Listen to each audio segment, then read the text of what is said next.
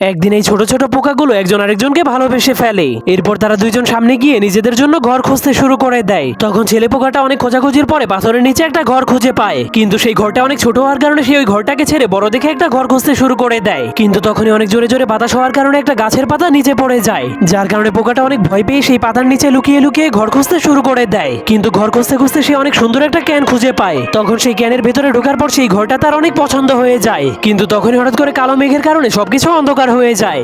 জন্য পোকাটা বাইরে বের হলেই সেখানে অনেক জোরে জোরে বৃষ্টি হতে শুরু করে দেয়, যার কারণে সেই ক্যানের ভিতরে অনেকগুলো পানি ভরে যাওয়ার কারণে পোকাটা তার সুন্দর ঘরটাকে ফেলে নতুন একটা ঘর খুঁজতে শুরু করে দেয়। এরপর সে অনেক পুরনো একটা পাইপের মধ্যে ঢুকে যায়। সেখানে ঢোকার পর সেই ঘরটা তার অনেক পছন্দ হয়, কিন্তু তখন সে দেখতে পায় সেখানে আগে থেকে একজন বসবাস করে। এর জন্য সে অনেক শরম পেয়ে সেখান থেকে চলে যেতে শুরু করে। কিন্তু হঠাৎ করে সেই পাইপের ভেতর থেকে পানি বের হওয়ার কারণে তারা দুইজনই বাইরে বের হয়ে আসে। তখন দিনের আলোতে তারা একজন আরেকজনকে চিনে ফেলে। সেই মহিলা পোকাটাই ছিল তার প্রেমিকা।